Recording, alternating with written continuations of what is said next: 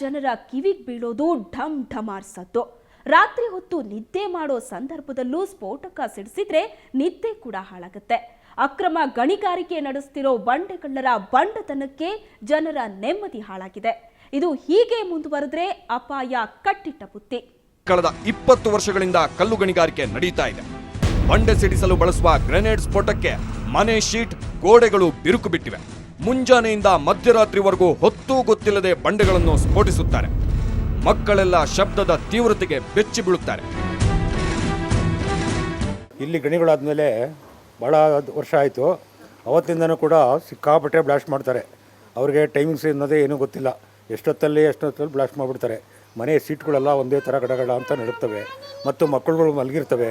ಆ ಮಲಗಿದ ಮಕ್ಕಳುಗಳು ಆಲ್ಟ್ರ್ ಆದರೂ ಆಗ್ಬೋದು. ಅವ್ರಿಗೆ ಅಷ್ಟು ತೊಂದರೆ ಆಗ್ತಾಯಿದೆ. ನಾವು ಅನೇಕ ಸಾರಿ ಅವ್ರಿಗೆ ಹೇಳ್ಕೊಟ್ಟು ಆದರೂ ಕೂಡ ಅವ್ರು ಕೇಳ್ತಾ ಇಲ್ಲ.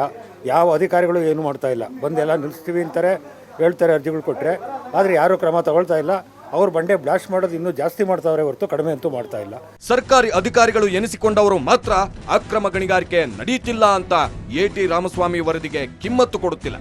ಅಸಲಿಗೆ ಅಲ್ಲಿ ಗಣಿಗಾರಿಕೆ ನಡೀತಾ ಇದೆಯಾ ಇಲ್ವಾ ಅನ್ನೋದನ್ನ ತಿಳಿದುಕೊಳ್ಳುವ ಉದ್ದೇಶದಿಂದ ನಮ್ಮ ತಂಡ ರಹಸ್ಯ ಕ್ಯಾಮೆರಾ ಧರಿಸಿ ಕ್ರಷರ್ ನಡೀತಿದ್ದ ಜಾಗಕ್ಕೆ ಹೋಗಿತ್ತು. ಅಲ್ಲಿ ನಾವು ಕಂಡ ದೃಶ್ಯ ಬೆಚ್ಚಿ ಬೀಳುವಂತಿತ್ತು.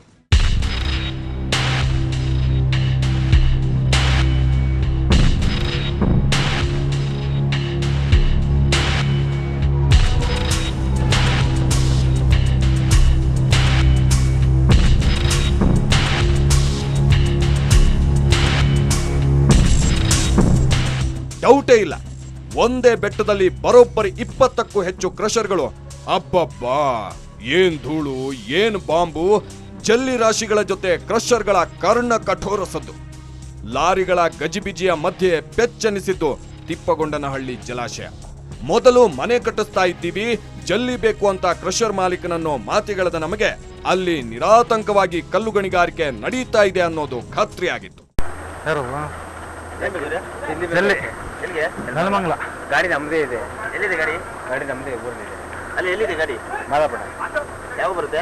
ನೀವು ಫೋನ್ ಮಾಡಿ ಬರ್ತಾರೆ. ಈಗ ಗಾಡಿ ಅದೇ ಜಲ್ದಿ ಮಿಷಿನ್ ನೋಡ್ಬೇಕು. ಕರೆಂಟ್ ಹೋಗಿದೆ. ಇಲ್ಲ ಸರ್, ಜಲ್ದಿ ಇಲ್ಲ.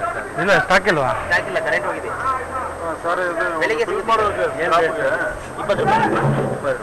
ಇಲ್ಲ ಸರ್, ಇಲ್ಲಿ ಕಮ್ಮಿ ಅಲ್ಲೇ ಬೇಡ ಬಿಡಿ. ಅದು ಯಾರು 18 ರೂಪಾಯಿ ಅಂದರು. ಎಲ್ಲಿ ಯಾರೋ ಇಲ್ಲ ಇಲ್ಲ 20 ರೂಪಾಯಿ ನಾವು ಕೊಡ್ತಾರೆ. ಮಾಡಲ್ 20 ರೂಪಾಯಿ ಹೇಳಿ. ನಾವು ಬಿಟ್ಟರೆ 24. ನೀವು ಬಿಟ್ಟರೆ ನೀವು 24. ನಾಳೆ ಬೆಳಿಗ್ಗೆ ಕಳಿಸಿ, ನಾಳೆ ಹೌದಾ? ಏನ್ ಮನೆಗ ಮನೆ ಕಳಿಸ್ತಾ ಮನೆ ಇಡಿಸ್ತಾ ಇದ್ದೀನಿ. ಈಗ ಓಡ್ತಾ ಇಲ್ವಾ? ನನಗೆ ಇಲ್ಲೂ ಡೌಟು. ಇಲ್ಲ ಇಲ್ಲ, ನಮ್ಮ ಹತ್ರ ಸಿಗುತ್ತೆ. ತಿಳ್ಕೊಂಡು ಹೇಳಿದ ಏನೋ ಪ್ರಾಬ್ಲಮ್ ಆಗಿದೆ ಅದಂತೆ ಇದಂತೆ. ನಮ್ಮ ಹತ್ರ ಸಿಗುತ್ತೆ. ಅದೇ ಸ್ವಲ್ಪ ಎಲ್ಲ ಲೇಬರ್ ಊರಿಗೆ ಹೋಗಿದ್ರಲ್ವಾ, ಹಬ್ಬ ಇತ್ತಲ್ವಾ, ಅದರಿಂದ ಸ್ವಲ್ಪ ಇದೆ. ಮೊನ್ನೆ ಬಂದಾಗ ಹೇಳೋ ಇವ್ರು ಯಾರೋ ಮೀಡಿಯಾದವ್ರು ಬಂದಿದ್ದಾರೆ, ಅವ್ರು ಬಂದಿದ್ದಾರೆ, ಇವ್ರು ಬಂದಿದ್ದಾರೆ, ಎಲ್ಲ ಸ್ಟಾಪ್ ಆಗಿದೆ ಊರಲ್ಲಿ. ಊರು ನನಗೆ ಗೊತ್ತಿಲ್ಲ ಇಲ್ಲಿ ಬರೋದು. ಇವ್ರು ಹೇಳ್ದೆ ಬರ್ತಾ ಇದ್ವಿ ಅಂದಿವೆ.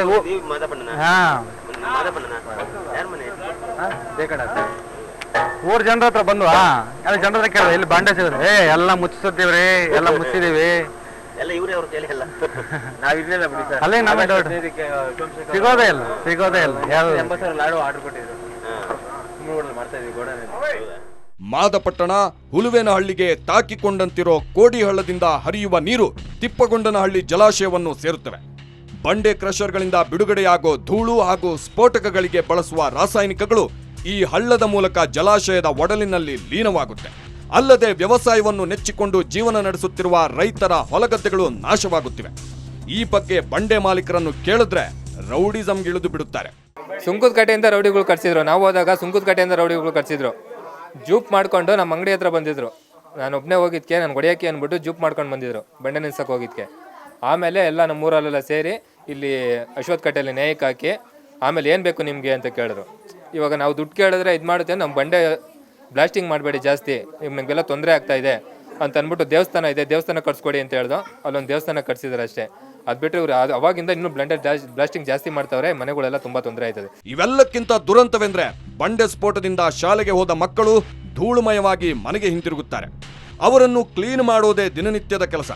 ಅಲ್ಲದೆ ಶಾಲೆಗೆ ಹೋದ ಮಕ್ಕಳು ಮನೆಗೆ ಬರೋವರೆಗೂ ಉಸಿರು ನಿಂತ ಅನುಭವವಾಗುತ್ತೆ.